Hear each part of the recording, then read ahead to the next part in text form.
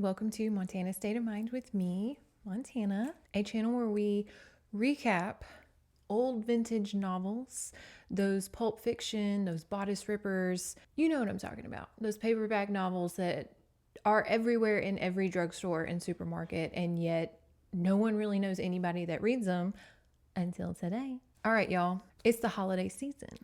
I hope it's treating y'all well. 2025. I read somewhere that 2025 obviously was the year of the snake, and we are supposed to be shedding things and becoming new people in 2026. And I feel that. I feel like we are shedding, we are becoming anew. Yeah, I feel that. So let's hope this last month of 2025 can go out with a bang. Or no. Let's let it go calmly. I feel like the other months have gone out with big bangs. Let's go calmly out of the season. It's winter. Let us go gently into 2026, a gentle start to the new year. But I do hope that y'all are making your Christmas magic, your Hanukkah magic, whatever you celebrate. I hope that you are enjoying this quiet time of the solstice. Now, today's novel I chose because it's very hard to find it's not hard to find a Christmas novel. It's hard to find a Christmas novel that's not predictable and hot garbage. I'm still like, there are some, and I had to move and stuff, so I just didn't get a chance to really order them on eBay and all that. So I know they exist. But out of the pile that I had, we chose Hearts Aflame. And we chose this because it looks like a candy cane and it's coloring. And also it is dealing with, its little romance trope is Viking pegging,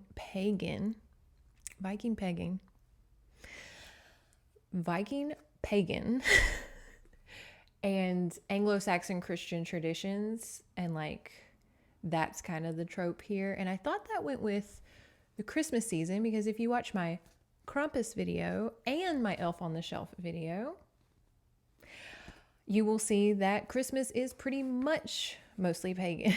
It is an insanely, and even with Krampus and Elf on the Shelf, you can still be a Christian and understand, like, those went with Christianity in the later years. Anyways, go watch those videos if you want some more Christmas lore. I thought this would be a great tie-in. Now, this novel, off the cuff, just to see if you're interested in it. How do I do this without giving too much away? Without giving like too much away, it's good at first. It's an Oreo. It's a reverse Oreo of a novel, in the sense that it is really good at the beginning. I'm loving it. Delicious. I get very frustrated in the middle, like very frustrated. And then at the end, I like it again. This couple I like in the beginning, I don't like them in the middle, and I like them in the end. And that's this novel. It's a reverse Oreo of a novel. What is that? Is there something that's like shitty in the middle? Your life, maybe? That adolescence period is a real shitty time. It's like childhood, great. Adulthood, great. Teenager, that was tough for everybody. But yeah, so when we're reading it and we get to like kind of the parts where I'm complaining and just like really do know the ending is very good. The ending's actually really cute.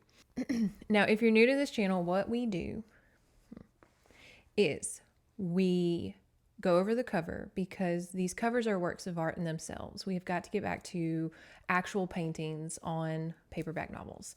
That being said, this cover actually has a great fun fact. If you follow me on Instagram, link below, I actually posted a really cool fun fact I found on Instagram. I think the page is, oh God, I forgot the page. I'm going to put it right here, the link, like the name of the Instagram page where I got this fun fact. I'm so sorry. It's like step backs in romance or something. Anyways, I'll put it here so you can like go follow them, because they have great fun facts on a lot of novels. It's kind of where I get ideas of which novels I want to cover, because they post some that I would have never found. And so then I go search them on eBay. But this one I thought was crazy, because I'm sitting here reading it, scrolling Instagram, and it pops up with this fun fact. That's crazy. We do the cover, and then we do fictional author lore. And for a minute, I thought we had covered Joanna Lindsey, but we did Joanna Haley. So Joanna Lindsey's different, I believe. I hope so. Anyways, and then we cover the novel. Now, like I said, in the middle, not a lot of big stuff happens. So maybe this will be a relatively on the shorter side video, not one of my longer ones. We'll see. We'll see how much I talk. But without further ado, let's go ahead and get into this, okay? Let's not spend too much time talking. Now, the fun facts of this novel is that the author, Elaine Duillo, Duillo, Duillo? I don't know. Anyways, Miss Elaine was going through some headshots to find her model, her male model for this cover. And she happened upon a young newcomer to the romance novel game, a Fabio. Ring a bell? To us millennials and Generation X and everybody above. A young Fabio's headshot. And at this time, he had only gotten his start with the 1987 novel Enchantress Mine by Beatrice Smalls. That was his first cover, but he hadn't really, gotten a lot of work since then. And Miss Elaine said, I want him to do this novel. And so she changed his chin, I think. Yeah, she changed his chin and his nose. But this is Fabio. That's crazy. And I thought it was a funny detail that she thought body hair was very dirty. And so she had to put sleeves on him and cover up his chest with clothes because she didn't want his body hair. But I love that this is Fabio. I don't keep every novel I read, but I'm definitely going to have to keep this novel now, knowing that this was Fabio's big break. Again, it wasn't his first novel, but it was one that really catapulted him because she said after that she did this novel with him, this cover, they went on to do like 19 more. Wouldn't that be a great collection of like all the Fabio covers? That would be a good collection to have. If you know who Fabio is. If you're young and you're like, who is Fabio? Fabio, to ye youngies, or people who are international and like, I guess don't know him. In the 90s, in the 80s and 90s, honestly, these were everything, these little paperback novels. And on the cover was always this, he looks like the horse mayor off of Zootopia 2. He has honestly, the Zootopia 2 mayor is like supposed to be a character of Fabio, like long flowing blonde hair, big rippling muscles, breeze constantly blowing. Fabio.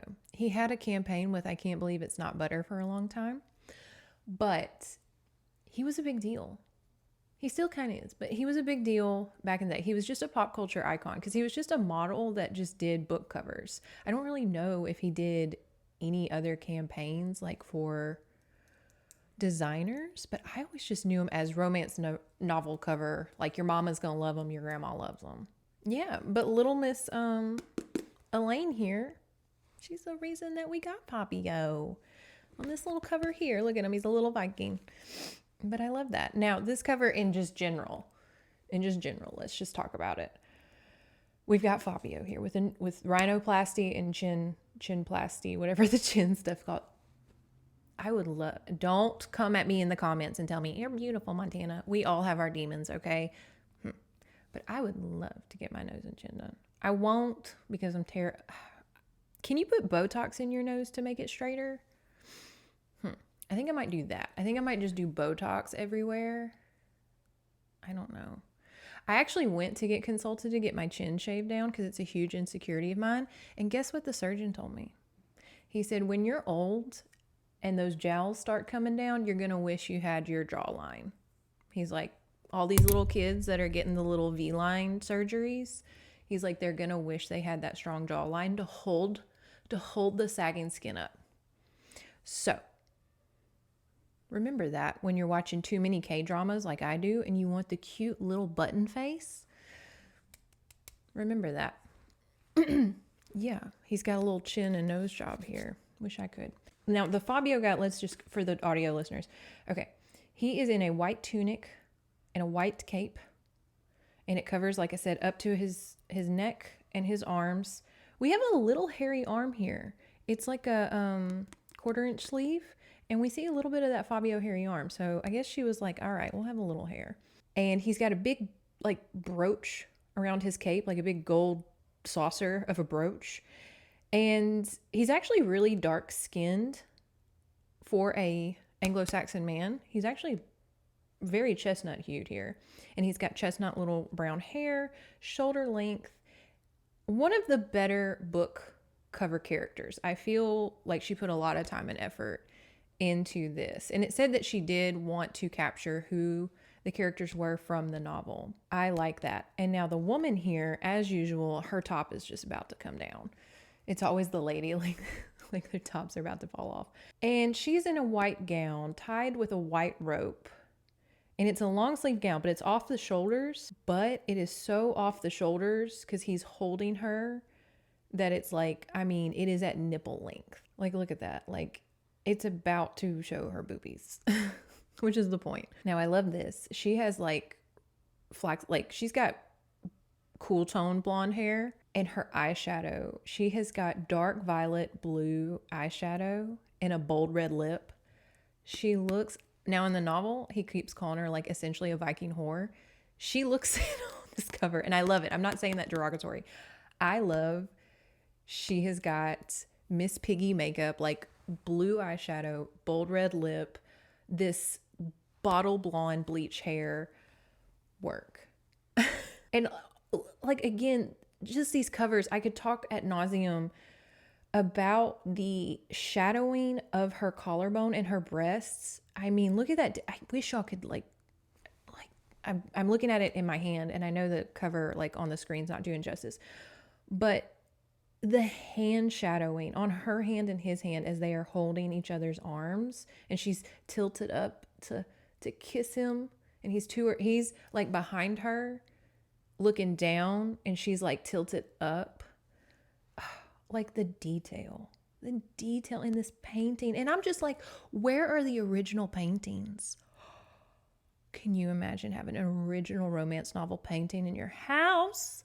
Oh. Okay, and in the back there's a little Viking ship with a candy cane sail, little red and white sail, and in the top right corner is like this castle, and it's white. It's like a very white cover, and in red it says Hearts Aflame. Enemies in the age of war, they were lovers in passion's timeless battle. Tale as old as time. Very cute cover.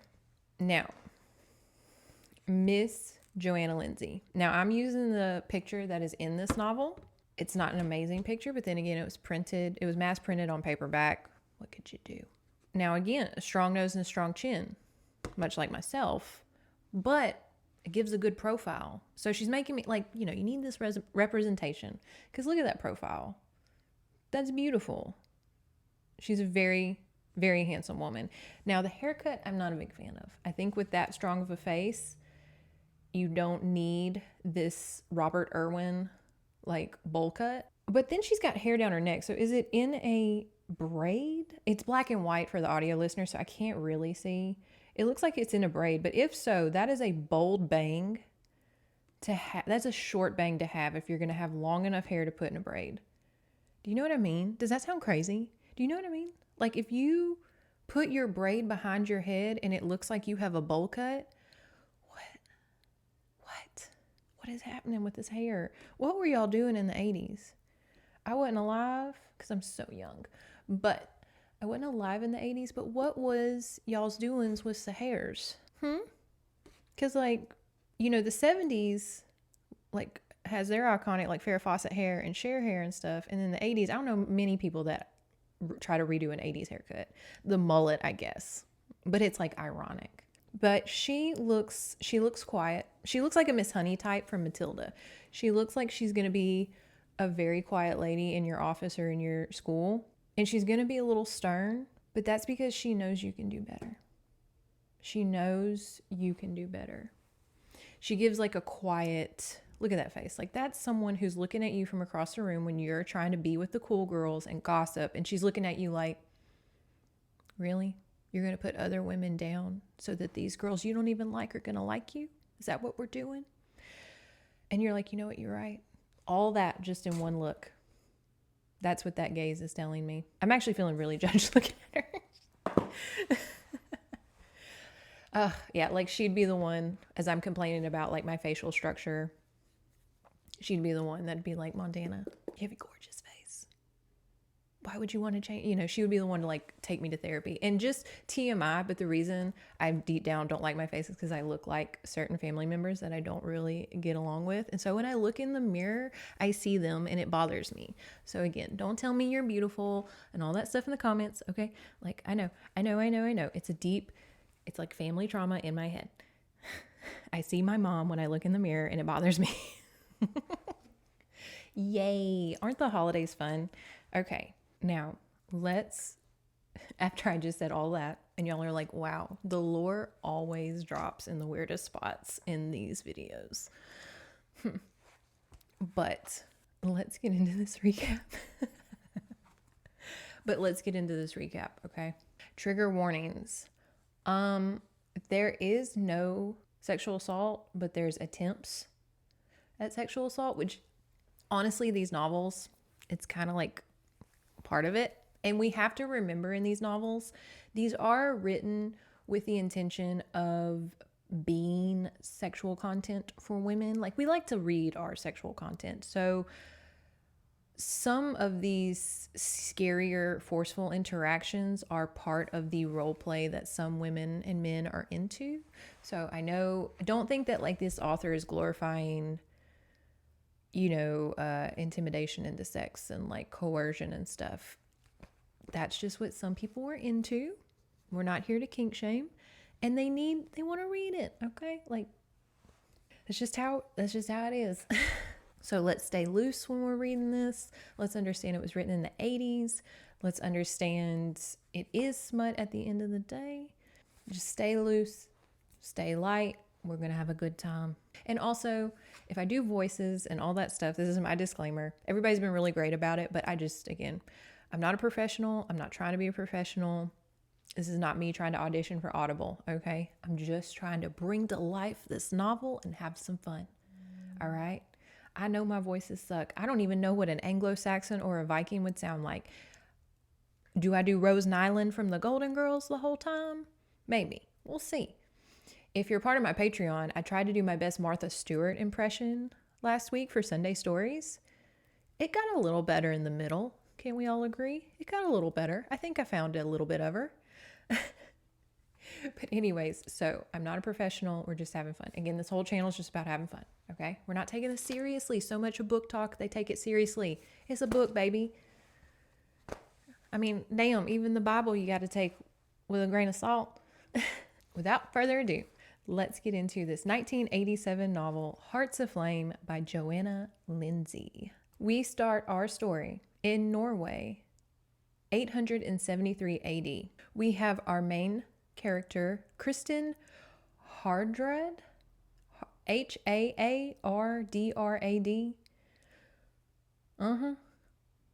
Hardrad, I don't fucking know. She is swimming in a beautiful little pond naked, as one does, and a man named Dirk is spying on her. Great opening to a novel. But let it be known she's 5'10". We love a tall girl. I'm so tired. You hear me all the time talking about everything is based on how tiny and little a little girl is, and she's so little, but she's so strong. And when he holds her hand, it's like it's a little baby hand, and he just picks her up. Some of us cannot be picked up, okay? Some of us have to be shouldered. Okay? Me, Megan the Stallion, and Kristen here, okay? Some of us just ain't getting picked up, and that's okay. That's okay. But at the same time, it's nice to have representation. She's 5'10". Fucking love that. Dirk asked her to marry him. She said no, because she's not into him. She's like, I really just don't find you attractive. But as men do, they just can't take rejection. And so he tries to, again, hurt her sexually. He's like, well, I'll just ruin you so that you can't really have your pick in getting married. Isn't that cute? They fight in the water, and she wins because she's awesome. we'll get to learn, like, she whoops fucking ass in this novel. She beats the brakes off of these grown men. But anyway, she has a shit ton of brothers and male cousins. I think she's the only girl in her family. Like, she's a big Viking girl. She's a big Viking girl. Death by Snoo Snoo, if you're a Futurama fan. Like, They fight in the water. She gets away. And I love that she gets away naked on her white horse. And I'm like, oh, can you imagine? Just like, oh, there goes Kristen. She just whooped a man's ass. She's naked riding her horse. Blonde hair blowing through the wind. Goddess. Her best friend wants Dirk as a husband. And so more the reason Kristen doesn't want him. But Dirk tells her, lock your door while you sleep. Like, I tell my best friend, girl, no, he is not the man for you. No. Honestly, it's just small town dating woes. Like, her friend wants this guy. She don't want him. He's being a fucking creep. She doesn't like anybody in her town. She lives in a small village and she just doesn't like anybody. She wants an exotic guy, she states. Like, she just doesn't like the Viking men in her village. She wants something exotic, something fun. But I hate to break it to some of y'all. Guess what? Men are the same everywhere. That's not true. But, like, let it be known. Someone's skin color and ethnicity does not make them more or less better than any other man. Let it come from experience. If you're younger, if you're older, you know. If you haven't been around the block, let me be the first to tell you. You ain't gonna find anybody gonna treat you different just because of their skin color or their ethnicity, okay? Has to come from the heart. She's young, you know. She's like, oh, if I just get out of my town, I'll find someone different. And I understand. Like, we all do it. We want a little bit different. You get tired of eating vanilla ice cream, you want to try chocolate. Her house, so they are, I don't know what Vikings have, lords or something. But anyways, her dad's like the leader of the village and her mom was a slave that he got in a raid and they fell in love. Okay. She wants to go on a voyage. Her dad says no, because she wants to get out. And she's like, if I go on a voyage, I'll promise I'll find a husband. I promise. I'll promise I'll find a husband. She really wants to go just to get out. But she's like, I promise I'll find a husband. If you please let me go. Please, please, please. They're at a feast with her family. And I find it very interesting that all of her male family members smack her on the butt. I guess that was a thing.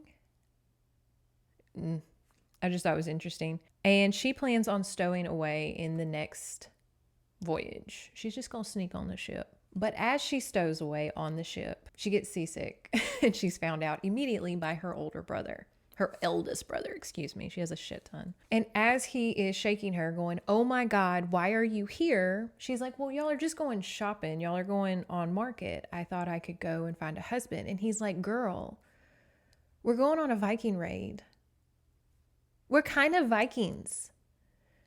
But in her defense, her dad kind of in his elder age eased up on the Viking raids and just kind of became more of a merchant. But her male members of the family are young little bucks and they're just like, I want to go raid something. Come on. Let's go pillage.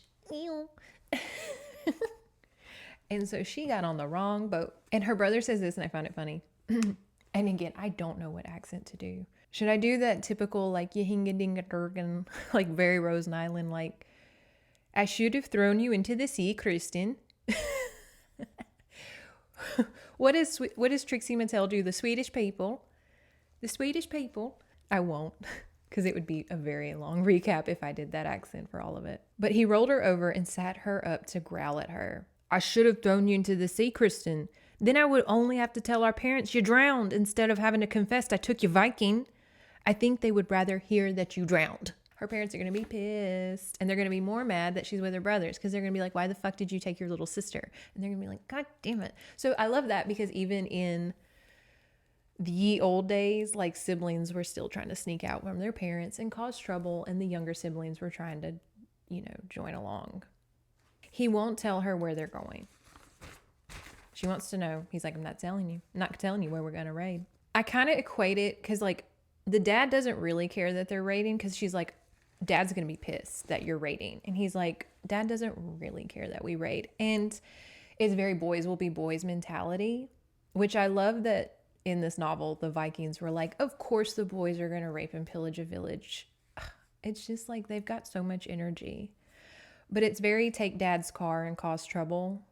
Like, this whole chapter is very, we took Dad's car and we're going to the next town to cause trouble. Kristen gives me big Merida vibes. If you're wondering, like, her personality, it's Merida if Merida was sexual. Like, well, obviously Merida's not old enough to be sexual, but you know what I mean. Like a grown Merida, very that. They get to their raiding spot and they leave her on the ship because they're like, absolutely not. You stay in the car. Do not come out here. Do not stay. And they dress her up as a boy just in case. They dress her up as a boy just in case. They get off the ship, immediately battle. Immediately battle. Because, I mean, you see a ship on the horizon. It gives the other people a pretty substantial amount of time to prepare. There's not a lot. I don't know how they did sneak attacks back in the day because it takes a long time to show up. You can kind of see the ship coming. But anyways, there's a huge battle. A lot of Kristen's male cousins and brothers are killed, obviously. And she is on the ship freaking out and watching all of it. As she is watching it all, her eldest brother, the one that she like has a huge, like that founder and stuff, she has a big relationship with him. His name is Selig. Selig? I'm going to call him Selig. But she actually watches him battle and he gets stabbed and she freaks the fuck out. She just watched her brother. Like an hour ago, they were joking and talking about they were going to go on a raid. It was going to be super fun. And you stay in the car. And now he's like dying.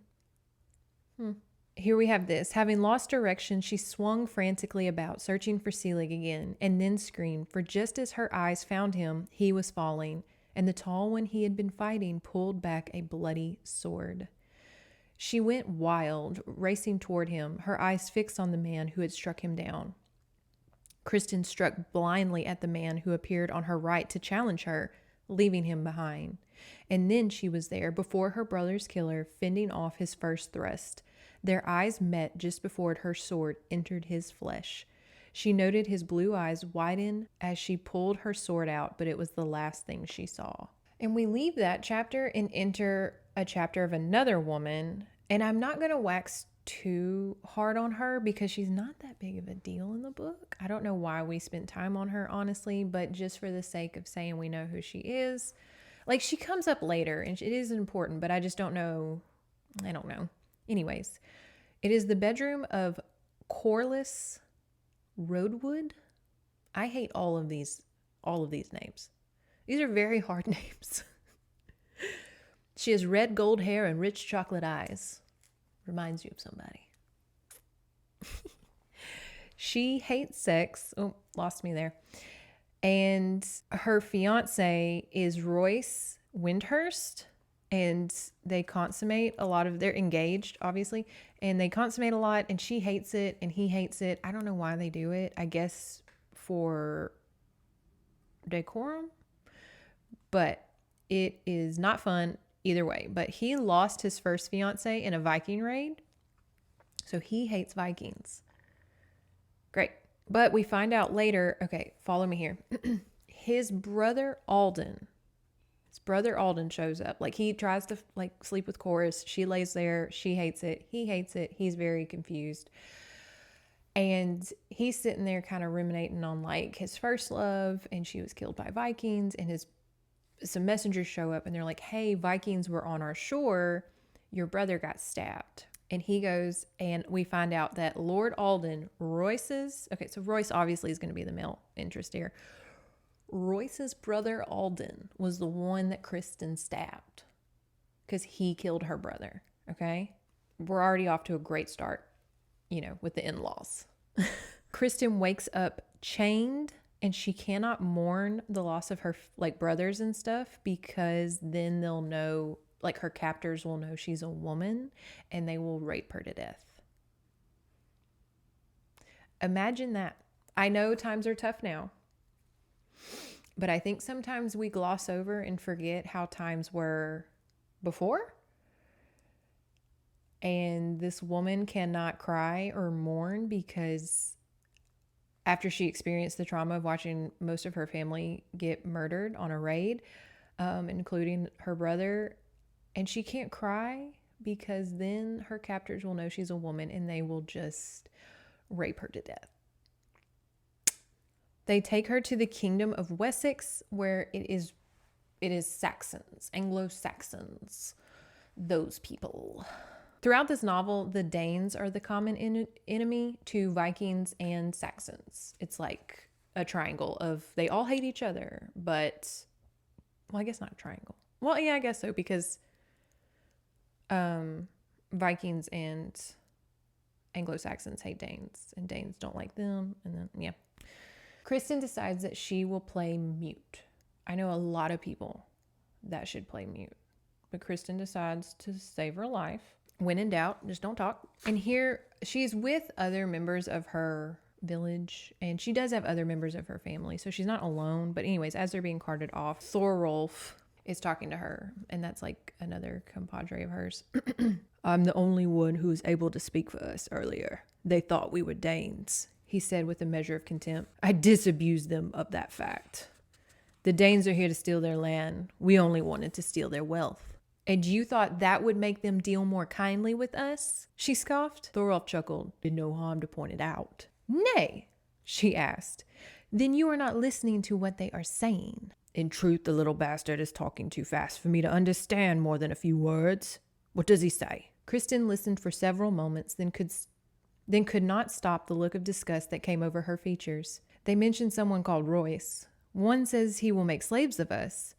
The braggart swears he hates all Vikings too much to keep us alive, and he will torture us to death as soon as he returns. She did not add that the little braggart, the others called Hunfrif, had gone on to describe the torture, suggesting that the one who called Royce would make use of the Vikings' own ingenuity, doing to the prisoners what the Danes had done to the king of East Anglia when he was captured.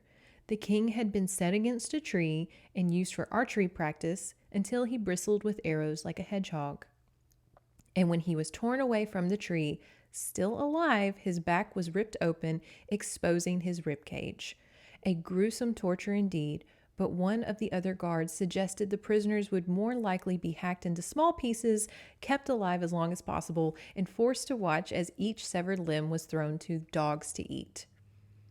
There was no point in Kristen telling all that to her people. Torture was torture, no matter what form it took. If they were to die when the man called Royce arrived, then they should be making plans for escape immediately. Ooh, they're in a little tight spot. And here we have Royce showing up on horseback. He moved his great black steed slowly towards them. When he dismounted only a few feet away, she was amazed to see he was nearly as tall as her father, which put him a height above most of the young men with her. He was young himself, and not slim for such a height, but powerful across the shoulders and wide chest. His sleeveless leather vest was almost like a short jacket and revealed a brush of dark hair on his chest, running nearly to his neck, and arms that were thick and wrapped with steely muscle, the arms of a warrior. The belt wound tight about his waist showed that there was no fat on him. The long legs were also thick and powerful and tight within two different shapes of leggings, instead of the single garment the Vikings wore. The knee-length trousers that the Europeans called brays were tucked into a hose-like covering they called, oh my God, these fucking names. Leather thongs that were decorated with metal studs. Okay, he sounds like he's off of Xena. Great.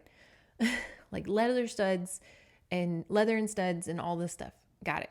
His face was well defined and impossibly handsome, the nose straight, the lips cleanly drawn and firm with a hint of cruelty above a square-cut jaw that was beardless though dark with bristles. Hair of rich, gleaming brown fell in waves to his shoulders and formed unruly curls about his wide brow and temples. But it was his eyes, once seen, that held the viewer riveted. They were such a dark, crystal-like green, and so filled with hate and anger that as they passed over the chained men, that Kristen caught her breath when his gaze moved briefly over her. I don't like the looks of that one, Ivar said beside her. What did it say?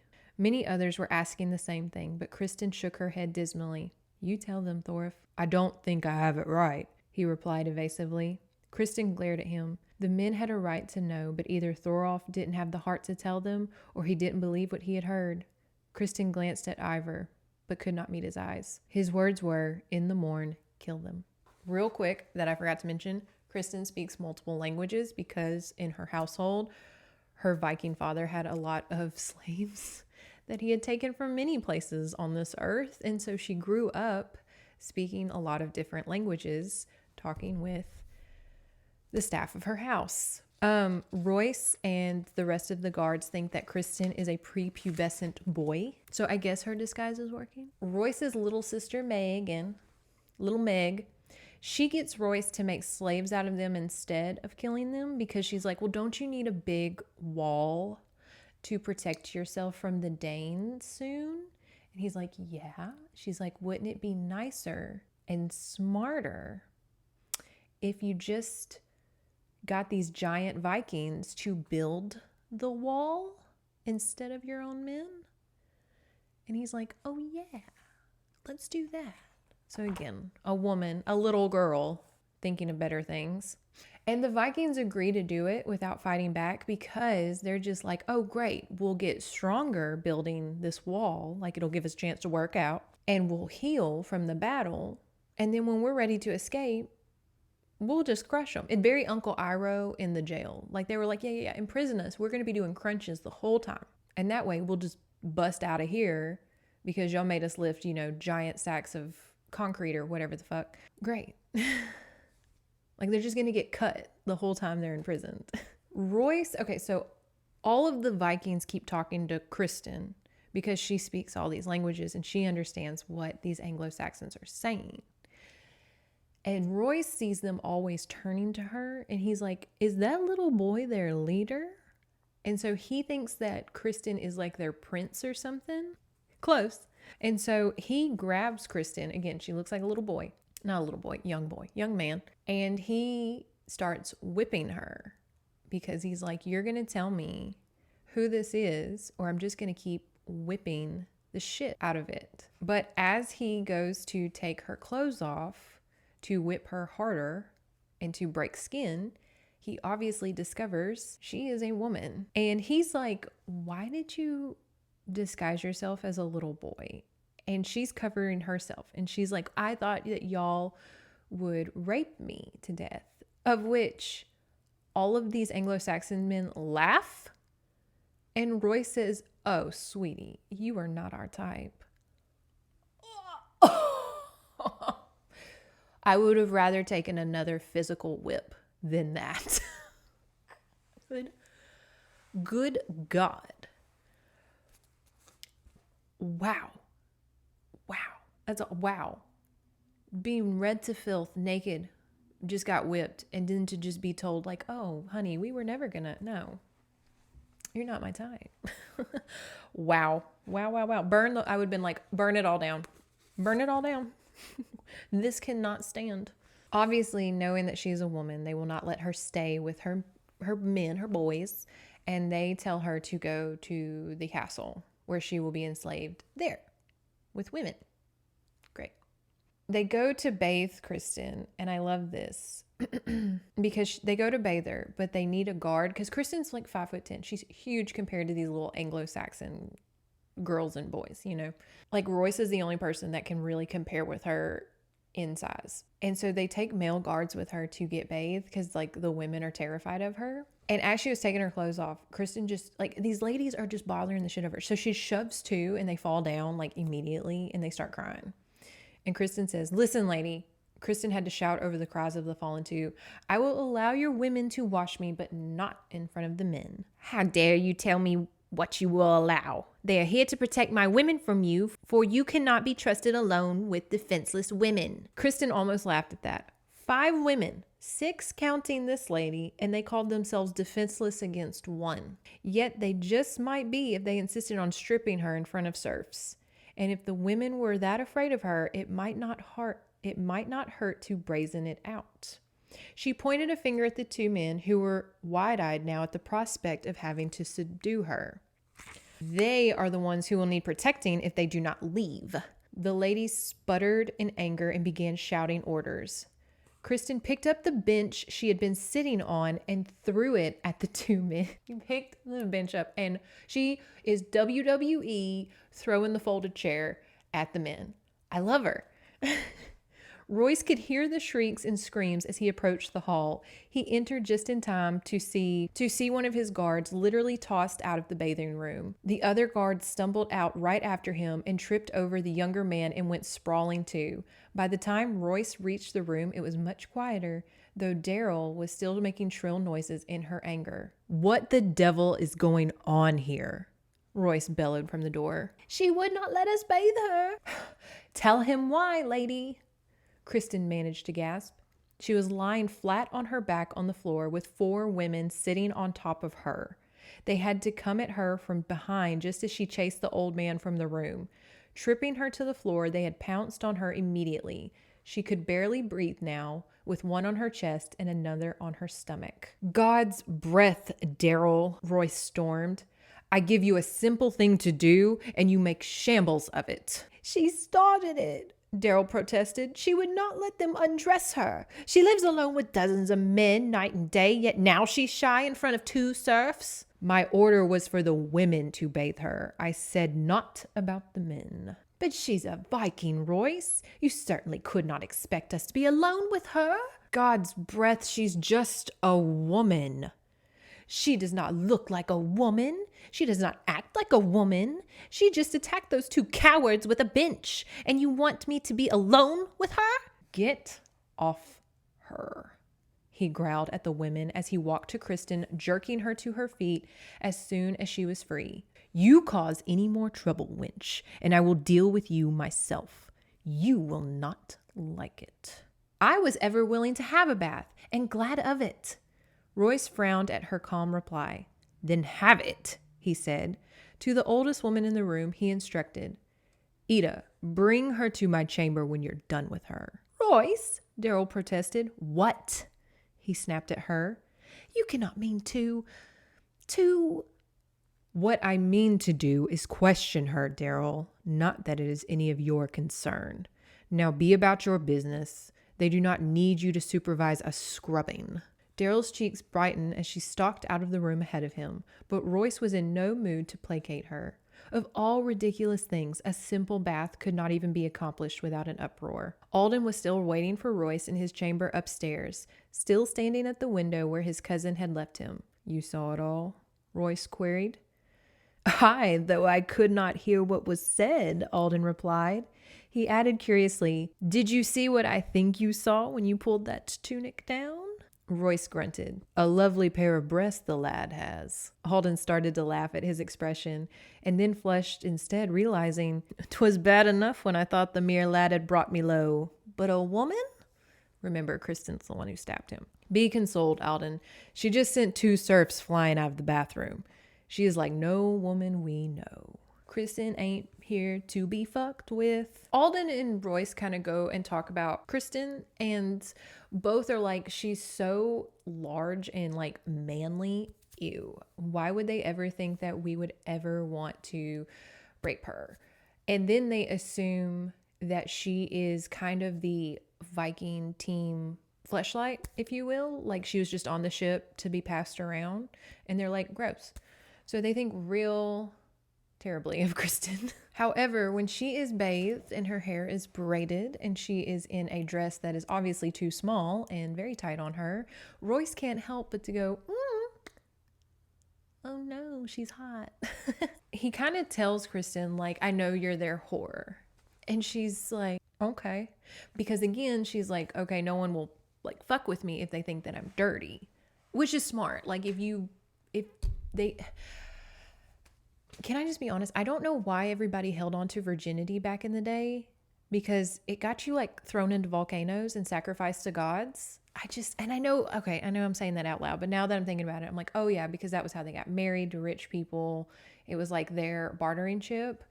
But if I'm about to be thrown in a volcano, I am immediately losing that V card. Like, whoopsie poopsie.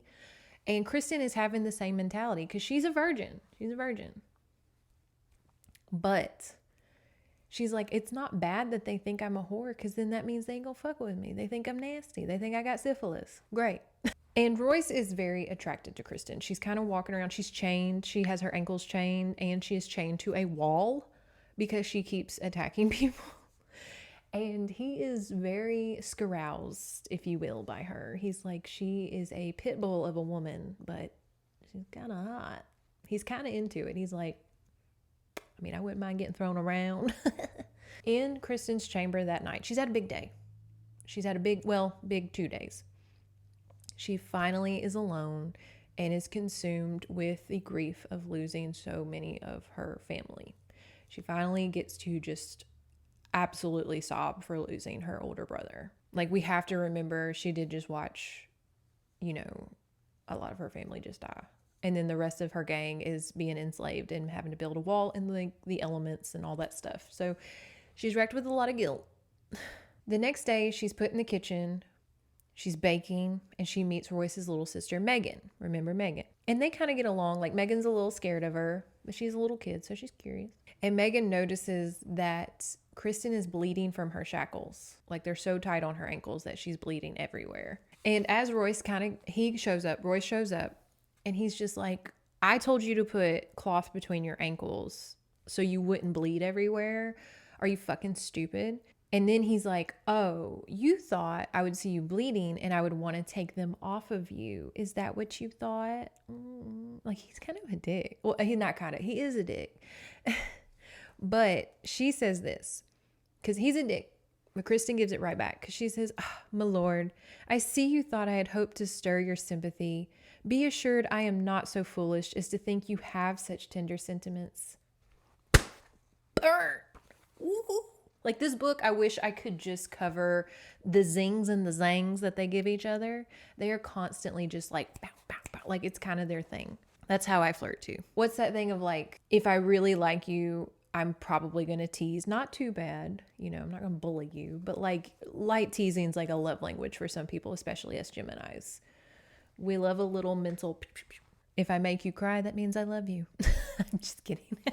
And as she is talking to, I think Megan or Royce, I forget who, she's talking to one of them about the raid that her brother was going to do. Because he's like, where were they going to raid? And she said they were going to go raid a monastery. Okay, and that's a big element in this novel that I'm just now remembering, is Kristen is a Viking and she's very proud of that. But her mom is Celtic. Remember, her mom was a slave that her dad took in and they fell in love. Her mom was Celtic and raised Kristen to be a Christian. But Royce is Anglo-Saxon Christian and he thinks that she's some dirty little pagan Viking whore. And so he's looking down on her left and right. And she's like, you know what? I shouldn't even have to tell you what I follow as a religion for you to respect me. So she just never tells them. She never corrects them. She's like, I'm not going to tell them. Let him think that. Let him think I'm a whore. Let him think that I'm a pagan. I don't fucking care. If that's what he wants to do. Like, she's like, let him perceive me. Let me be perceived. I don't give a fuck. As she says, like, oh, they were going to go raid a monastery and take a lot of the money and stuff there. Royce is, of course, like, of course the pagan Vikings would go raid a house of God. Of course y'all would. But that place was demolished by the Dane 5 years ago. So your little family died for nothing. Anyways, thanks for the bread. And so obviously she is very traumatized by that. As if it wasn't awful enough that her brother and her family was murdered. Well, is it murder if you go charging into battle? They were killed. They are also killed for absolutely nothing. It is 2 weeks later. Kristen's still there. And Kristen learns that Royce is a Thane, which is a king's noble. So it's kind of a big deal. And she has this inner monologue because she is very attracted to Royce. Tale as old as time. They're very attracted to each other, but they're like, I shouldn't, because, he's like, well, Vikings murdered my family, so I probably shouldn't like this Viking whore. And then she's like, oh, these Anglo-Saxons murdered my family, so I probably shouldn't like them either. Anyways, we have this. It was ironic that the first man she should desire herself, after being desired by so many, should be the one man who resisted her. She was sure she could have him if she set her mind to it. But would he be honorable enough to marry her afterwards? There was his betrothed to consider. There was her own position as his prisoner, which in fact made her a slave. There was the hate he harbored for her people too. Could all of that be overcome with what would begin simply as passion? Oh, you sweet summer child. This just shows like her naiveness, excuse me. This just goes to show her naiveness, that she's like, surely love will conquer all. Our prejudices, our racism, our murders and genocides of each other's families.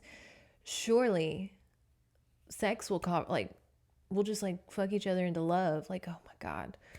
Anyways, the Vikings did not believe in leaving their futures to the fates, but in carving their own fates. Like that. It was believed the gods would reward those who went forth valiantly to conquer and to gain. Vikings gave no account to meekness or suffering patience. Oh, so they ain't Catholic. Ooh, they must have had a time with the Catholics. That's all Catholics do. They fought for what they wanted. Defeat held no honor. These sentiments were instilled in Kristen even though she was a Christian. As a Christian, she knew she should leave her future in the hands of God, to have patience and depend on Him to reward her if it was His will. But as the daughter of a Viking, she knew that if she wanted Royce for her husband, then she would have to win him, to conquer the fates that opposed them, to fight for what she wanted in whatever way she could. Did she want him for a husband? Aye, she did. She had finally found the man she could be happy with, her enemy. It would be laughable if it weren't so disheartening, yet she did have faith in her abilities, and the outcome would be more than worth the challenge. So, obviously, she's really into Royce. She wants this big hunk of a man who's very witty and keeps her on her toes to be her husband. And he's already betrothed, and he hates her and Vikings. And she's like, great, I love a challenge. I love a challenge. Girl. Like, I do too, but wow.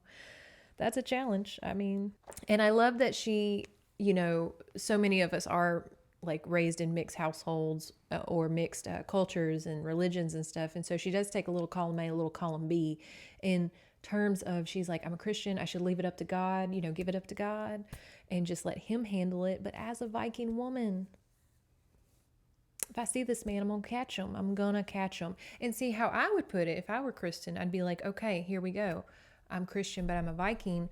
What if God put this man in my path as a test of my patience and whatever else? And I'm supposed to go after him. Like, God was like, here, Kristen, here's this man. If you can win him over, he'll be the best husband ever. Like, what if it's I would rebrand it like that. I'd be like, but see, I can still be a godly woman and still be Viking because this is God's test for me. Yes. That's what we'll tell ourselves. It's just a test. And boy, does God give His strongest test to His strongest Viking warriors.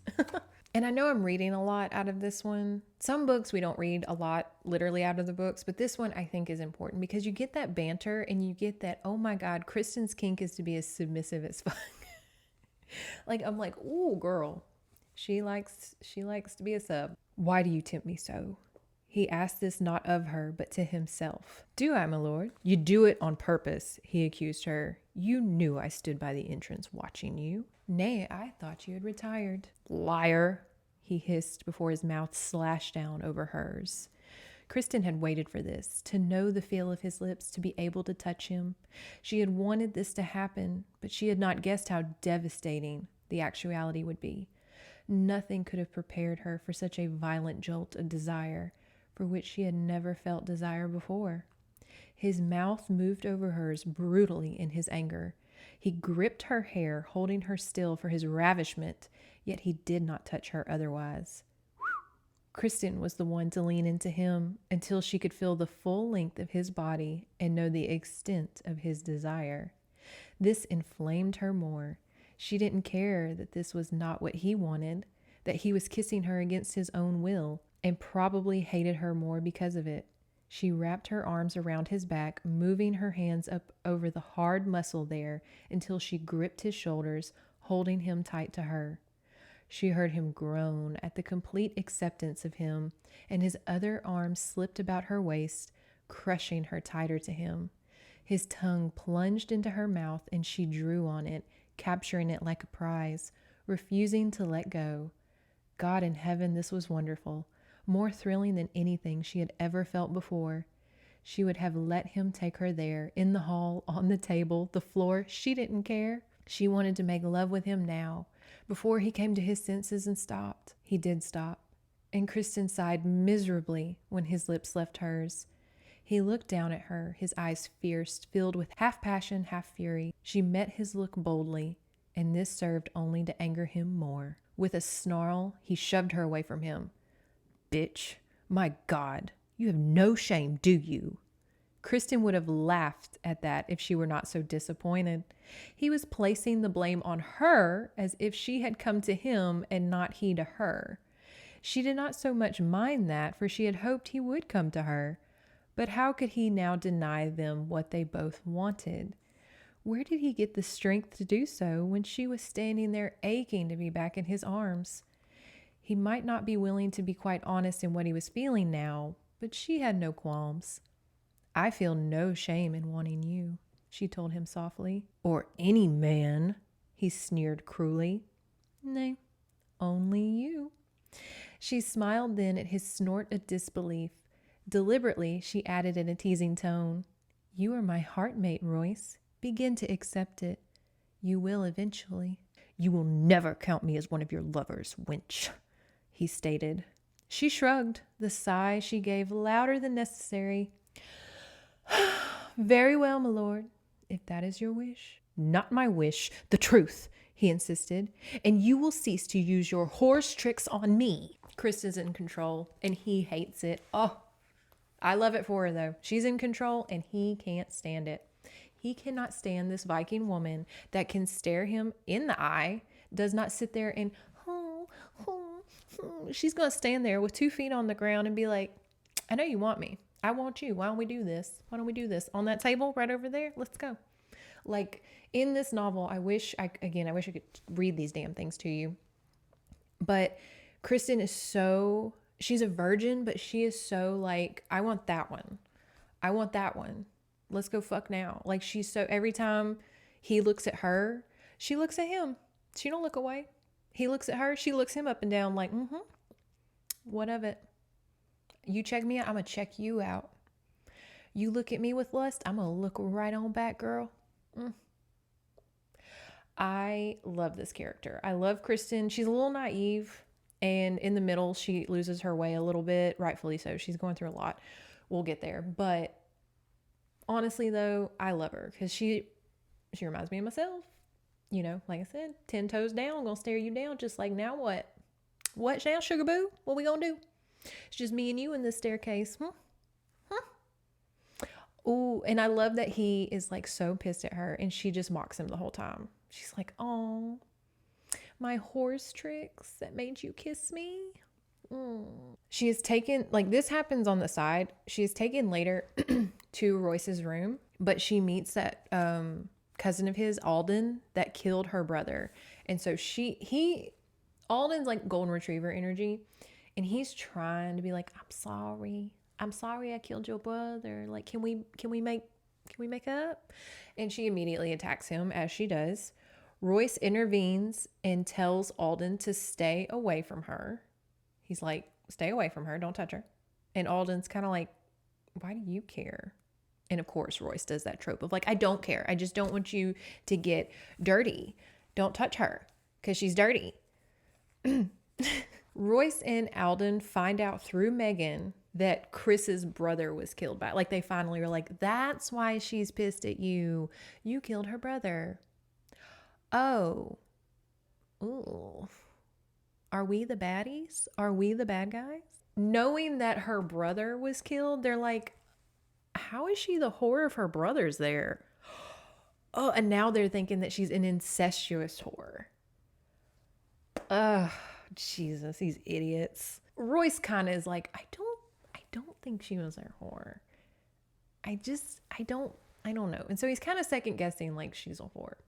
Imagine that. He does, because all of the dresses she wears are not made to fit a 5'10" frame. And so he does go get her a very pretty longer dress that he finds like in this castle. And Kristen kind of doesn't like it because she's like, oh, you're trying to, have me as your pretty little slave. Like, I know you, like, again, Kristen knows. She's like, I know you like me.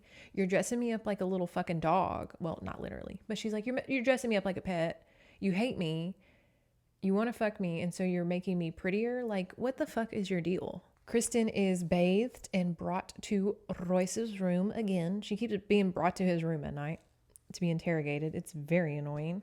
She's a stowaway. There's not much she fucking knew. And Royce, okay, they have this moment in his room and he's like, put the gown on. And she's like, oh, where'd you get it? And he's like, I got it from those Vikings. It's a very well-made gown, like pearls and all that stuff. And he's like, put it on. I want you to be pretty. And she says, no, I'm just a slave. I couldn't possibly wear something so nice. And he's like, but are you a slave? Are you a slave? Like, are you a whore? Is that what you are? Like, he's trying to interrogate her, figure out who the fuck she is. And he's like, are you sure this isn't your gown? Not yours? Put it on. Let me see if it fits. And of course, it's going to fit like a fucking glove because everything was custom made back then. And she's like, no. It's too nice. This must belong to like a princess or a rich merchant's wife or something like that. And he says, or to a whore with a rich lover who is too generous. That's a big jump. Okay, so now she's not the team whore. She's just a whore to a sugar daddy. Like, what is his deal? But she doesn't miss a beat. And she says, you give me more credit than I deserve, Saxon. Truly, you flatter me. I assure you, if I ever had a rich lover, I would have not let the fellow get away from me. Okay, Blanche Devereaux, like she's so quick. I love her. And he obviously makes her put it on because he's the king, like he's the Lord. And he's like, do as I say, put the fucking gown on. She mentally this whole time getting undressed. I want to lose my virginity to Royce. But I'm not going to tell him till after he does it because he won't feel bad if if he's fucking a whore. He won't feel bad and we'll have a good time. But if he feels like he's fucking a virgin, then he's going to feel bad. And he won't do it because he's not going to want to take my virginity because that's like a big deal. Which is like, oh, Kristen, you are insane. Like, she's very clever. She wants to fuck this guy. She wants to fuck him so bad that she's like, I don't want him to know I'm a virgin. I want him to plow through me. I don't want him to hold back. So I'm going to tell him after. Like, girl is wild. And she gets naked. And he's like, oh my God, get dressed. You are naked. And she goes, I dare you to dress me. Kristen. Stop. Kristen Rebecca Love Hewitt. I forgot her last and middle name, but Kristen, girl, stop it. You are killing this man. I'm sorry. Like this whole recap is me just like over Kristen. But yeah, she just dares him to dress her. And obviously they fuck. Okay. Let me do a Patreon plug real quick, but stay tuned, people who don't give a shit about Patreon, because like I want to give y'all like a little bit that I have to tell y'all that happens, okay? Like I was like, oh, I should save this for Patreon, but I have to let y'all know this one little detail when they fuck, because like this has to be free knowledge. But real quick, Patreon plug. I have a Patreon, don't worry. The highest level is like $7. I'm not trying to rob y'all. I'm just trying to like, have some motivation to keep this going. YouTube don't pay. But what we do is we do steamy scenes for $3. And steamy scenes is where I read all of the explicit sex scenes from these novels, like this one. And then the next week for $5, we do a movie recap. And this month's movie is going to be Krampus. I fucking love Krampus, the movie. I went through the Universal Studios little Halloween Horrors haunted house of it. Like, I fucking love Krampus. And I also have like a ton of Krampus knowledge. And so we're going to be recapping that. I thought it tied well with like the Christian pagan stuff. And also y'all really like when I do horror movies on the little movie recaps. So we're doing Krampus. And then for $7 we do Sunday Stories. Last month we did a New York New Yorker article about Martha Stewart's hosting book getting a resurgent with Generation Z. Like Generation Z is getting really into the Martha Stewart aesthetic and hosting, and kind of like what hosting during the holidays, especially because we just had Thanksgiving and we're having Christmas, what hosting kind of means to people. And like I said in the Sunday story, I just think that it's not necessarily the level of tablecloths or the type of food you have, but it's the thought that counts. Because if you show up to a party and it's not fully prepared, I don't care with what. It could be literally pizzas and paper napkins. It could be caviar and linen napkins. If you show up to someone's house and they don't offer you food or any type of like atmosphere, it makes you feel unimportant and that you don't care. Very much pizza party at work. You have this giant corporation and they're going to just give you some pizza party bullshit. And it's like, wow, you really didn't think at all, did you? And so Sunday stories, we get in more complex topics like that. It's a good time. That's the quick Patreon plug. All that stuff's down at the bottom. But let me tell y'all this detail. And again, the Patreon has the more details, but he's on top of her and he's hesitant about entering, and she wraps her legs around him and thrusts him in herself. Kristen, Chris. Oh my God. This girl is like, I got this far, get in there. We're going to have to talk about Kristen losing her V card, this wild ass girl on the Patreon. Anyways, they are post sex cuddling, and he finally is kind of like, I have obviously never met a woman like you. You are very different than what I am used to. And Kristen wants to like touch on him and kiss him and hold him.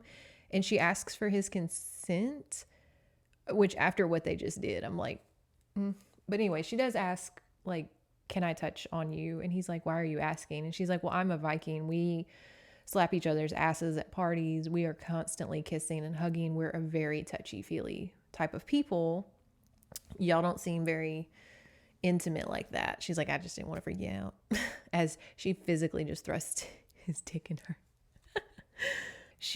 As they're sitting there, she explains her background, why they're there, all that stuff. They argue. I don't remember why. I'm sure it's over. He feels bad for fucking her or something. I don't know. They argue, but as she's like, fine, I'll just leave. He's like, well, don't go. So we're already getting those. This is the middle of the book where I was getting frustrated, because the rest of the middle chunk here is going to be them constantly back and forth, wanting to be together, but she knows that he's engaged and it's not going to last. And she's also his slave. Don't forget, she's not there freely. And he obviously is into her, but he keeps calling her nasty things and treating her like a whore, but then being like, well, don't go. I still want to cuddle. Boy. Royce makes her, after they did that, he makes her put the chains back on. Kristen is pissed. Are you fucking kidding me? And so she doesn't go to his chamber anymore. She's like, we don't get to be fucking and you put chains on me. That's not how this works. You either trust me or you don't. You either trust me or you don't. We don't do you ain't about to make me your sex slave. And he gives her the ultimatum of she will either be chained in Royce's room or have her friends killed, so she can then walk freely. And that's his mentality. He's like, well, I'll either just chain you to my room because that's where you belong and that's where I use you, or I'll just kill all your friends and then you can walk around all you want. Because that's his fear I'm not sticking up for him at all, but he is a noble and like a soldier for a reason. And he's like, yeah, I'm not going to have the Viking woman walking around making escape plans with the Vikings I have enslaved. Like, I get it, but wow. She rejects him, obviously, for a while for the right reasons, but she feels bad about it because she's low-key still kind of like lonely at night. And they had a really, really good time that one time, so she's kind of like, But as she's laying there thinking of that, he comes in the doorway, and they physically fight. Like, she's throwing punches and he's not hitting her, but he is definitely restraining her. They physically fight. And she's like toe for toe with him. She's like not getting whooped. Like, he's big enough to restrain her, but she's getting some licks in. And obviously, they get more licks in, if you know what I mean. And we will have another sex scene for the Patreon to cover, of them fighting and then tussling a different kind of way. And boy is it's sometimes I feel bad for reading those things on Patreon because they are so erotic and steamy. I'm like, am I gonna get pulled? That's why I don't read them on YouTube, because I'm like, am I gonna get pulled off of like the internet for reading these things out loud? Royce goes to check on the Vikings that he has in prison down there, and they're obviously like, oh my god, where's Kristen? But they don't speak his language, except that one.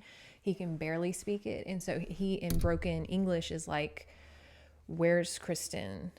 And he kind of like, Royce kind of teases like, oh, she's having a great time up there, don't worry about little Kristen, I got her taken care of. And of course the men are all very upset because they think she's being raped against her will. And they tell Royce, like, you have to marry, because they know that she is like literally a princess, you know, and they're just like, oh, you're gonna have to marry her if you did that. And he's like, no, I don't. She's just a little Viking whore. And they can't speak enough to be like, you don't understand. Her dad will come over here and wage war. You might want to marry her. But they can't because they don't know how to say it. Anyways, and so they're just like, look, she chose you. You have to make it right. And Royce says this, I cannot lose what I own. Let's sit with that for a second. He waxes back and forth on her being property and him genuinely caring for her. And that's where I'm kind of like, okay, Royce is no Sharif. He's not perfect.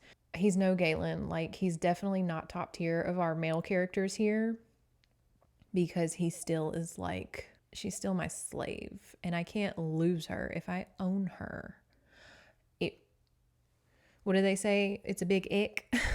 He leaves for a few days. He comes back. He flirts with her, but he still will not remove the chains. He still will not remove those chains. He doesn't trust her. Like, that's the whole point of this, is she's like, we fuck all the time. Do you not trust? Like, you sit there at night and you tell me all your deepest, darkest thoughts and all of your insecurities, but walking around your castle, you won't let me take the chains off? Okay. And she's just like, I'm no better than a real whore. And that's the naiveness of Kristen, is like, yeah, girl, I know. And like, I know I was cheering her on. That's because I'm wiser now. I'm cheering her on, but at the same time, I'm like, yes, it's that delicate line of being very sexually aware and know what you want, and then letting a man just be like, well, it doesn't matter, and like treating you like you're easy. Like, oh, it is so crazy. But I understand how she's feeling, of like, oh, I didn't get any closer to winning his heart. It is that tricky thing of like, in these novels where they hold out and these guys will still go fuck somebody else and not really care, or they'll take their virginity and still not care. Or in Kristen's case, she was like, obviously he'll fall in love with me if he fucks me, and he did, and they do have a good time, but he's still not really falling in love with her that she can tell. And so she's like, fuck, I'm no better than where I started. Like, damn.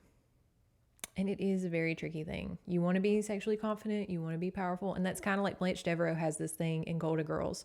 Because remember that episode where her little niece is out there cattailing around?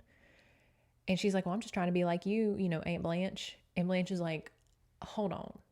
I go out and I have a good time with men for me. I do it because I want to have a good time. I don't do anything for a man.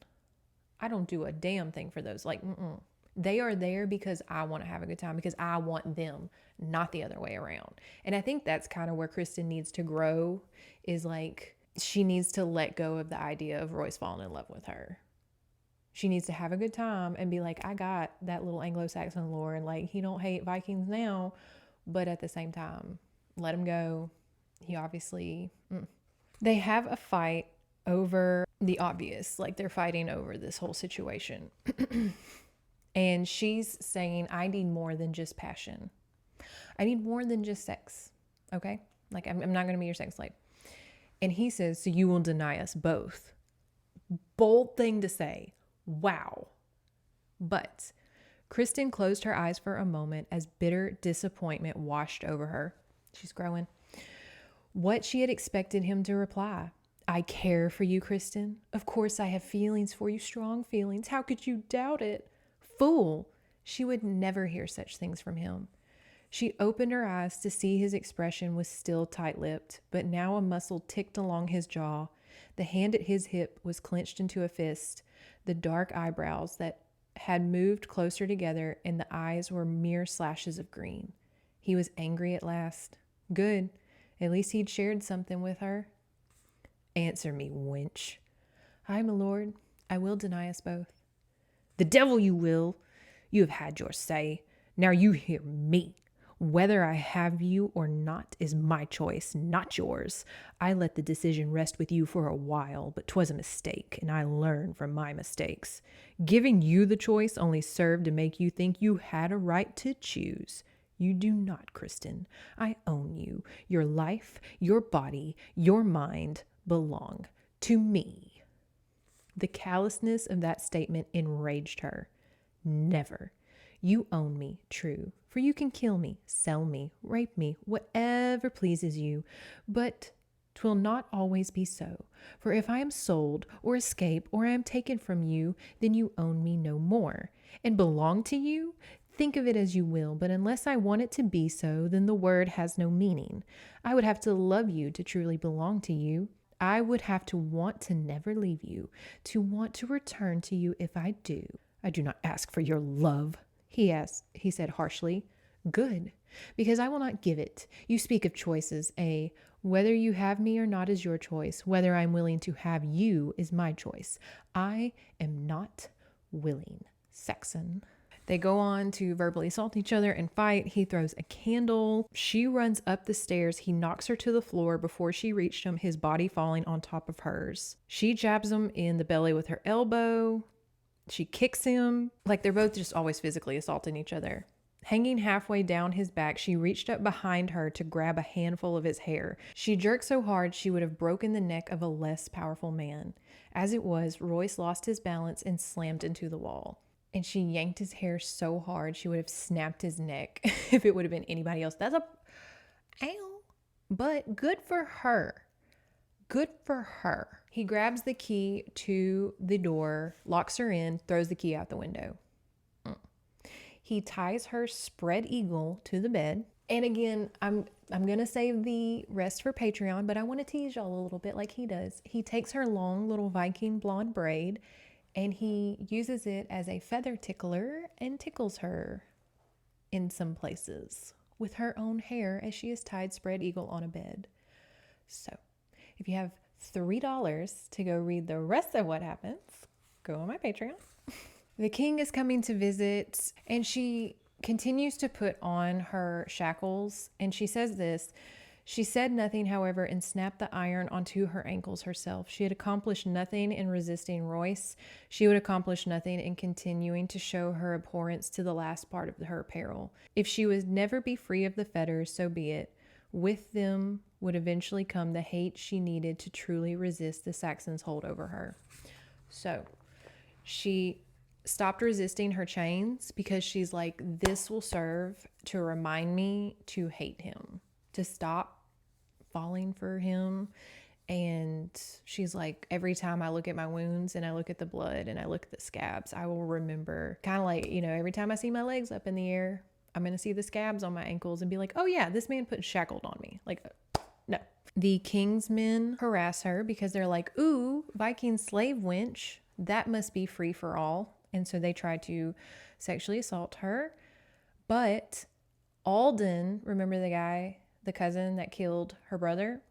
He cuts her chain. She's chained to the wall and her ankles. And he cuts her chain off of the wall. And she uses it to beat those men. Love that.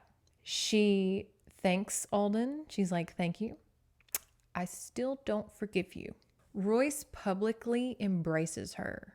at like one of these feasts. And she's very shocked. What the fuck? And his reasoning for showing his public affection with her is to, one, keep men from touching her, because if they know that she belongs to Royce, they won't fuck with her. And to also go ahead and get ahead on the gossip of the women. Because he's like, they're already gossiping about it. Like, if people see me taking you to my bedchamber, it kind of like dispels both. Because it's like, one, this ain't a secret, so y'all can't gossip about it. Everybody already knows. Big fucking whoop. And two, don't fucking touch her. Royce has to pay her fine for attacking the king's men, which was nice. And she's very upset because she wishes he would be consistent. He is one minute like publicly embracing her, the next minute saying, "No, she's just my whore, like she's just my sex slave." Like, she's like, oh my God. She's kind of free, if you will. She doesn't have to be chained against a wall anymore. And by chained against a wall, I meant like it was a long chain, like a tether that you put a dog on. Because she kept throwing benches at people.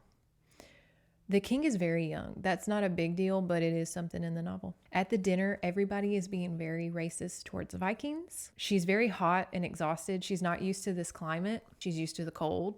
And so she's very hot. She's in these long sleeve clothes.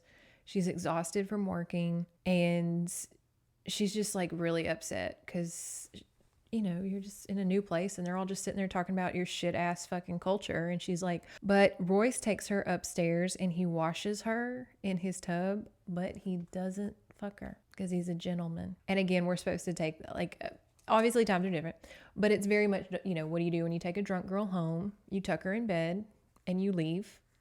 Very that. He's being chivalrous. She's exhausted. She's tired.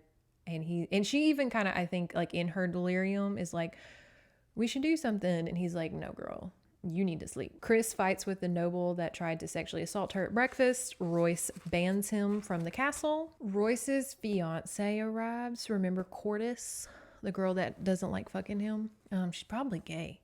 It's probably like this gorgeous lesbian woman that's like, I don't want to be here. Royce's fiance arrives and Kristen feels really... she's comparing herself to her. She is saying that Cordis is everything I'm not. She is small, she is delicate, and she is graceful. And I feel that because like us tall women, they kind of make us feel like we're these giant, big Hulk, you know, She-Hulk creatures. Like we couldn't possibly be graceful and delicate and all that stuff. And it's just like, ugh. Obviously that has changed. But still, I understand her insecurities. Megan, little sister Megan, doesn't like Cordis, and so she goes and bakes bread with Kristen.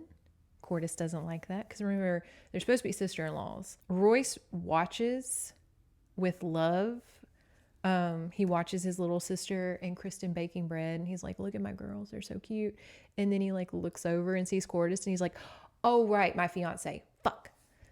Damn, forgot all about her. Who keeps inviting you to shit, girl? Chris feels really naive and stupid because she's like, yeah, like this whole time he's had a wife. But Edna, like this old lady that's been with her, assures her that Royce will, quote, keep her, and he is only happy when he's with her. And she's like, stick it out, girl. Like, he loves you. He don't love her. Stick it out. Stick it out. Chris finally escapes the castle and she knocks a guard out to free the men, but Royce catches her. He doesn't punish her though. He just simply takes her and he walks her back to their room. And Chris is, it's that thing with your parents of like the not talking and not yelling is scarier sometimes than the yelling. Cause you're like, fuck, I really fucked up if they're not even going to yell at me. But he takes her to a lake and they go swimming and he tells her like, I don't have a wedding date. I don't want to marry her, but I have to. And again, just unloads a lot of emotional stuff on her. Like they're skinny dipping in a lake, but they're just, again, being friends, genuine friends and talking about stuff. He takes her on a morning horseback riding. They view his land and all his villages. But as they come back to the castle, snap back to reality, whoops, there goes gravity. Corliss says, who is this freakish giant? Girl! You talk about wanting to throw... Kristen been hurling furniture at everybody in this castle. Corliss needs the fucking table to the head. Royce and Corliss fight. But they're both kind of pieces of shit because he's obviously cheating on her and walking around with what everybody assumes is his sex slave. And that's not cool. But at the same time, Corliss doesn't like Royce. So she's kind of punishing. Like, he's like, I don't know what you want because we've tried to make it work and you don't like me. So when I go and outsource and now you care, like, girl. So they're both pieces of shit. I don't think we need to pick any side. Corliss and Royce are both. While Royce is sleeping late one night, Kristen does go and see her men. She goes and sees the Viking men. Everybody is shredded. Everybody is ready to escape. But as she is talking with her cousin over Royce, she's like, I shouldn't like him, but I do. Royce sees her sitting in her cousin's lap, because remember, they're Vikings and they're very affectionate, and he grabs the Viking, and the Viking laughs it off. Her cousin laughs it off because he's like, oh, this puny little Anglo-Saxon man think he gonna do something. But Chris goes back with Royce upstairs, and it's very much going back to the principal's office. Chris is like, how did Royce even know where I was? And Edna says, oh, Royce knew you were down there talking to the Vikings, but you took too long, and so he went after you. And he starts cold shouldering her. It's very much like, I would rather you yell at me. Please yell at me. But he won't. He just cold shoulders her. He assumes she loved that Viking. Like, that's her lover, not her cousin. And Alden tries to help. He's like, well, maybe that's like another brother. Maybe that's a family member. And Royce is like, she was sitting in his lap. Because again, different cultures.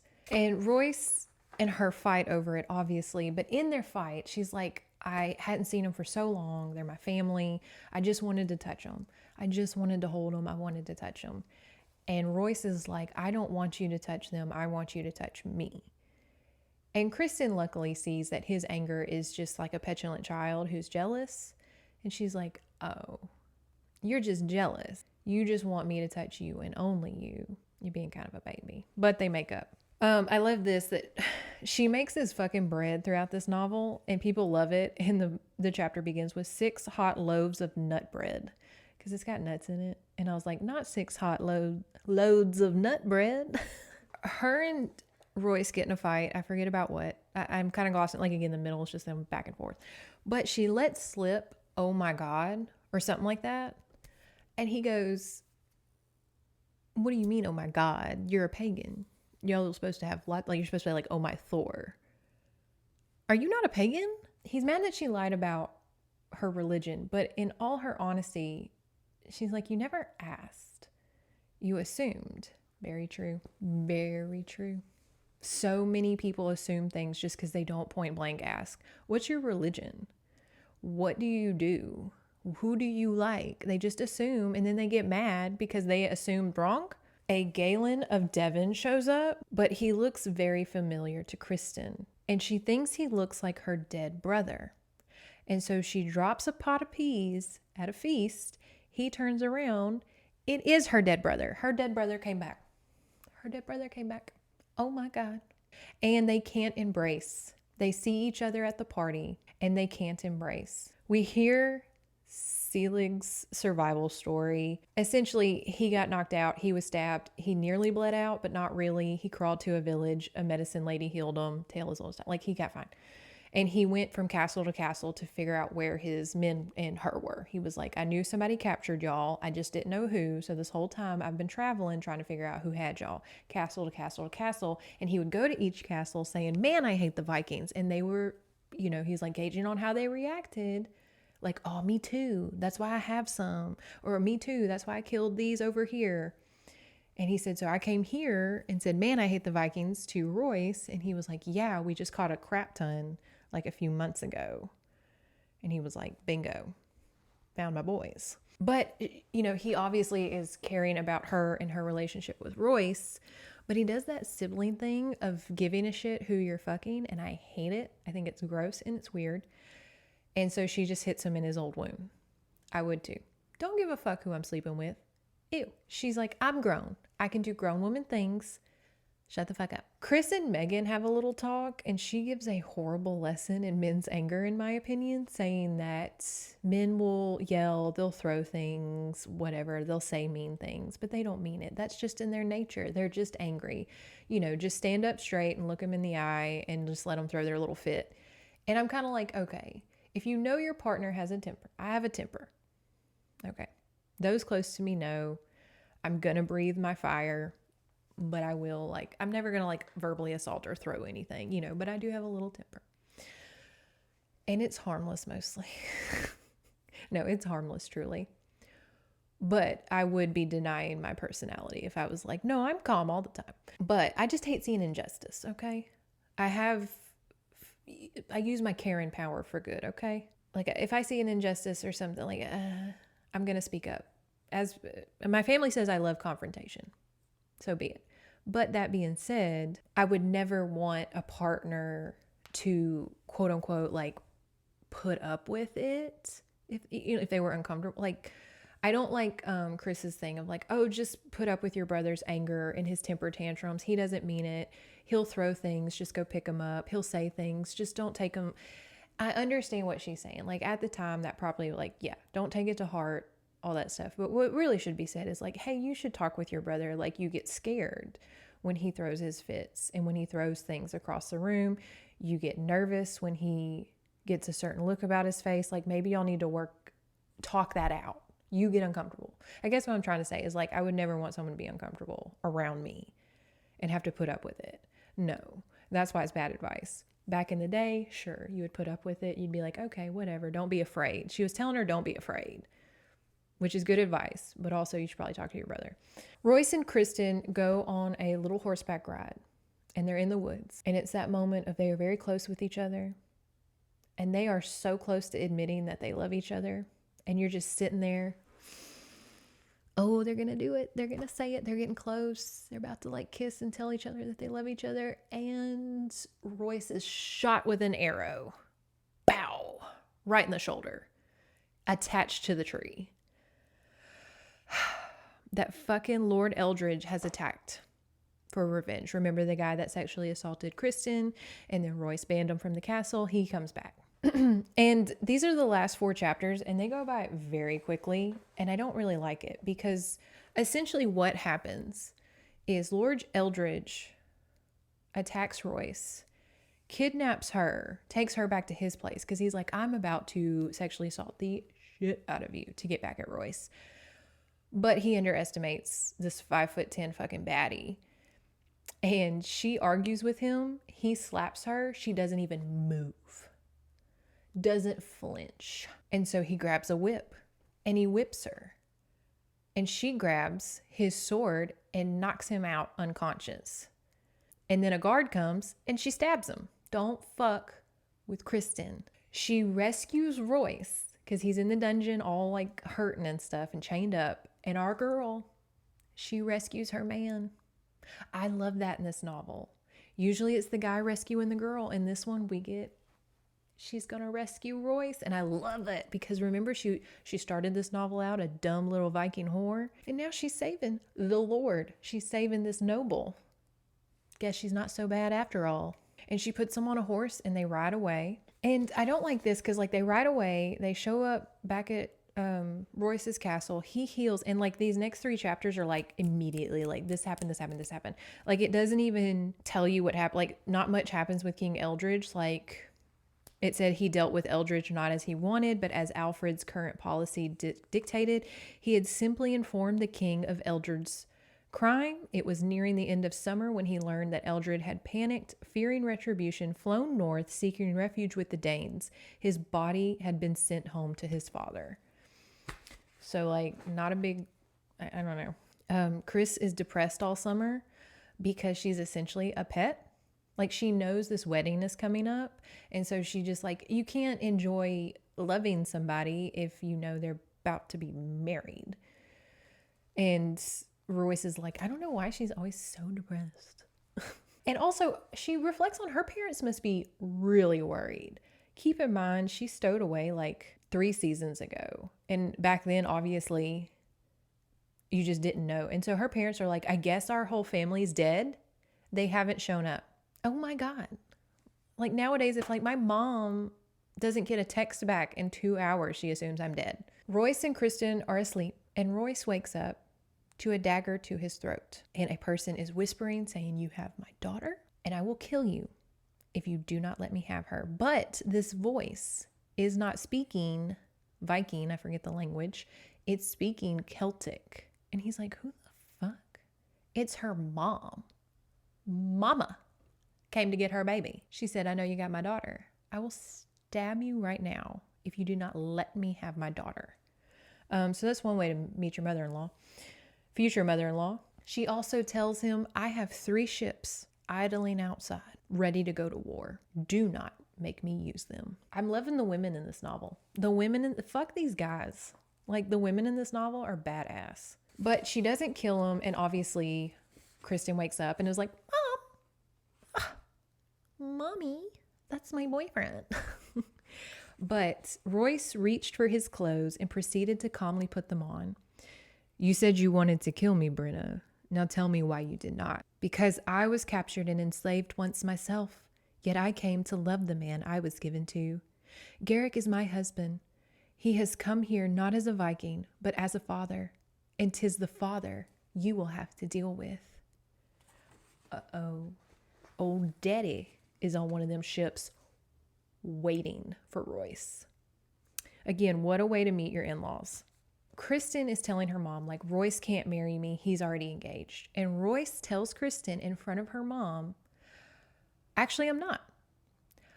Remember that time I went away for a few days? I actually went to Corliss's dad, called off the engagement, and I was waiting for you to say, I love you, and I was going to take you to your own wedding. And this is when I like him again. This is the other half of that Oreo where I like him again. Because I'm like, that's so fucking cute. He was going to like sit in the woods and have them confess their love to each other and then take her to a surprise wedding. Oh, that's really fucking cute. Even the mom's like, that's really fucking cute. But Royce has to fight his father-in-law. Garrick, Kristen's dad, is like, I don't give a fuck if he wants to marry my daughter. I don't care if my son lived. Like, I want to battle this man. I want to battle him. I want one of us to die. One of us has to die. And Kristen, of course, is very like, I love you both. Please don't. That would be very terrible. And it's a great fight, though. I wish I could read it verbatim because Royce doesn't want to fight him. And Garrick is an old Viking. And he's like, you will do me a disservice if you do not fight me with every intent to kill me. Like, it will be dishonorable. And so they fight, like, for real. And Royce kind of gets one up on him because he's younger. But like, Garrick is obviously like a Viking king. And so he's keeping up just as much. He's just getting a little winded. But then they lose their weapons because they're both just like tick for toe. Like, every time one gets a lick in, the other one gets a lick in. And they finally get so tired, they drop their weapons and just start punching the shit out of each other. And Kristen's like, oh, good. They won't kill each other. They'll just punch each other till they pass out. And they do. They literally punch. It reminds me of Porco Rosso, where they have the Porco and the American guy have the air fight. And then their planes crash, and then they just fight in the water with their fists until they both collapse. It's very that. They forgive each other as they lay there exhausted and very, very sore. The next day, we have this. Royce is sitting there very sore in his bed. He wondered sometimes if the fates hadn't corrected the error in taking his first love in a Viking raid by sending him Kristen in another raid. She had certainly healed the emptiness he had lived with all of these years. And so he's like, the Vikings took my first love, and then they brought me my second. That's very poignant. That's very poignant. And we are closing out this last of this book. They are having their big wedding. The dad tells Royce, hey, Viking weddings go on for like weeks. So I hope you have a lot of money to put us up because we're a real big family and we party hard. And Royce is like, great. Fucking love Viking. Like, he's just like, Jesus Christ. And here we have the last little paragraph. Hesitantly, he asked, you will miss them when they sail? She smiled in earnest now, coming towards him. She moved between his legs, draping her arms loosely about his neck. Aye, but father has promised to visit us.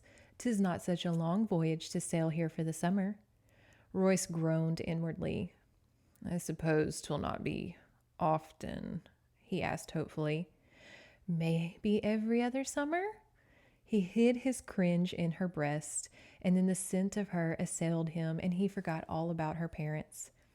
his arms wrapped about her waist, and he looked up at her, his chin resting in the deep V of her green velvet gown.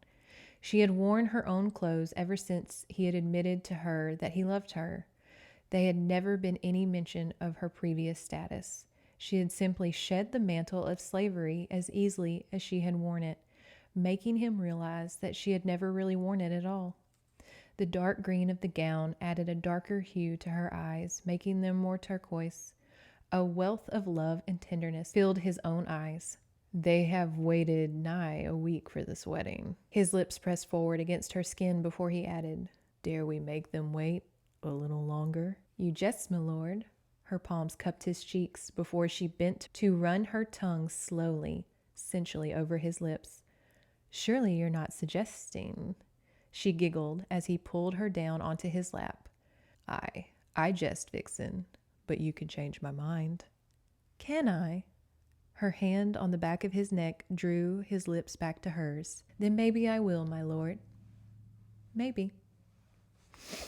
And that is Hearts Aflame. All right, this is our Santa hats that we sell at work. I work in an aquarium, and they're little axolotls. They do light up, but I just don't know how to make mine light up. But anyways, I won't take any more of your time. If you join me on Patreon, again, we are going to be going over our steamy scenes. We are going over Krampus, the little Christmas horror movie. And then Sunday stories, we usually just touch on a topic that interests me. Very casual, nothing too serious. It's a good time all the time. I hope you'll have a good holiday season. Remember, it's up to us to bring that holiday magic. We are the grown folks now. Some tips I gave on my Patreon for bringing that magic is on YouTube. Hello. They have all of those cartoon blocks like ready to go. If you type in Christmas cartoons, 80s, 90s, Disney Channel, Kids WB, they have them all there. I put them on all the time. I watched the Garfield one the other day from like the 90s while making dinner.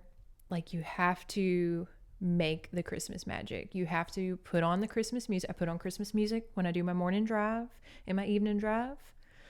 I put on light the Christmas candles, get the Christmas dumb shit like this. If you are alone, you can still make Christmas magic for other people. You can donate your time. You can donate your things. You can do so much. Again, it's the season of giving. It's the season of trying to be kind in a world that kindness is so rare. It takes strength to be kind. It is easy to let this world harden your heart, make you critical, make you jaded, make you Ebenezer Scrooge, if you will. It takes strength to remain kind and optimistic.